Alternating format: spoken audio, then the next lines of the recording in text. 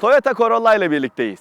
Sizlerden uzunca bir süredir istek alan Toyota'nın kompakt sedanı Corolla 1.6 benzinli motor ve otomatik şanzımanıyla yanımda duruyor. Lafı fazla uzatmadan, sizleri de daha fazla bekletmeden hadi gelin hep beraber incelememize başlayalım. 1966'dan beri üretilen ve 11. nesline kavuşan Toyota Corolla, dünyanın en çok satan otomobili unvanını elinde bulunduruyor.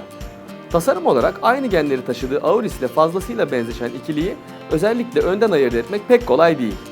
Yerini aldığı modele göre daha köşeli hatlara sahip olan Corolla, selefine göre biraz daha büyük görünüyor. Otomobilin arkası da gösterişten uzak ve bu sınıfta olması gereken ağırbaşlılığa sahip.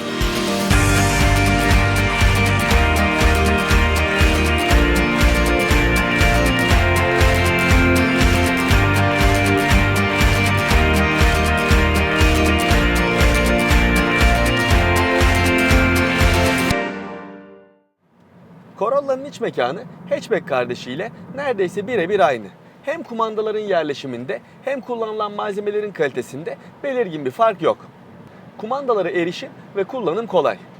Ancak daha önce Auris testinde de söylediğim gibi bu dikey yerleşimli kokpit hem göze demode görünüyor hem de ön sıradaki ferahlık hissini büyük oranda azaltıyor.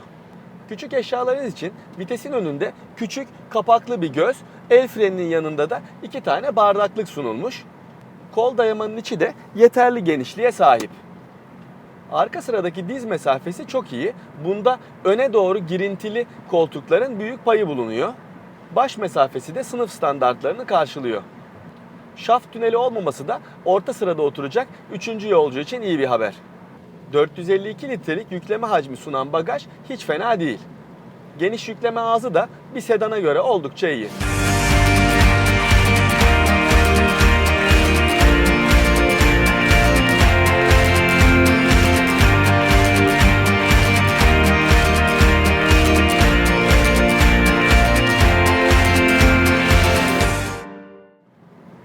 Gelelim Corolla'nın motor ve sürüş özelliklerine. Kullanmış olduğum Corolla'da 132 beygir güç ve 160 Nm tork üreten 1.6 litrelik atmosferik beslemeli bir motor görev yapıyor. Bu motoru Corolla'da isterseniz 6 ileri manuel şanzımanla, isterseniz de sürekli değişken oranlı CVT otomatik şanzımanla alabiliyorsunuz. Kullanmış olduğum araçta CVT otomatik şanzıman var. 132 beygirlik motorun gücü genel olarak yeterli. Tabi günümüzdeki turbo beslemeli daha küçük hacimli motorlarla kıyaslayacak olursak onlar kadar seri ve atak olmadığını belirtmem lazım. Ama yine de beklentileri eksiksiz bir şekilde karşılamayı başarıyor. Sürekli değişken oranlı otomatik şanzıman önceden kilitlenmiş 7 oranı sayesinde vites kolu üzerinden manuel olarak da kumanda edilebiliyor. Bu sayede ister manuel modda olun ister otomatik bu CVT şanzımanların hızlanmak istediğinizde en üst devre dayanıp fazla gürültülü çalışma derdi bu şanzımanda pek görünmüyor. Yani normal bir kullanımda şanzıman genel olarak sakin bir karakterle çalışıyor ve motorla uyumu da oldukça iyi. Tabi Auris'te bu şanzımanı direksiyonun arkasındaki kulakçıklarla kumanda edebilirken Corolla'da ne yazık ki böyle bir seçenek sunulmuyor. Corolla darbeleri iyi filtreleyen süspansiyonları sayesinde konforlu olmayı başarıyor. Ülkemizdeki bozuk yol şartlarını dikkate alacak olursak Corolla'nın bu anlamda iyi işler ortaya koyduğunu söyleyebilirim. Yalıtım konusunda pek çok Japon otomobili gibi Corolla da çok iddialı değil. Özellikle zemin şartlarına bağlı olarak yol gürültüsü kabine sızıyor ne yazık ki. Gelelim yakıt tüketimi konusuna. Corolla bu motorla 1.6 litrelik atmosferik bir motordan beklenebilecek yakıt tüketim değerlerini sunuyor. Ben bu araçla bir haftadır beraberim ve bu süreçte 350 kilometre mesafe kat ettim.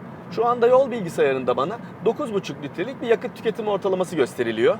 Bunu kullanım stilinize ve kullandığınız güzergaha göre artı eksi biraz oynatabilirsiniz. Ama günlük kullanımda bunun çok fazla dışına çıkabileceğinizi zannetmiyorum açıkçası. Toyota Corolla'nın ne kadar başarılı bir otomobil olduğu günümüze kadar kaç kasa eskitmiş olmasından, mevcut satış rakamlarından zaten belli. Güncel versiyon da hem geniş yaşam alanı hem konforlu sürüş özellikleriyle bence meraklıların ilgisini çekmeye devam edecek gibi gözüküyor.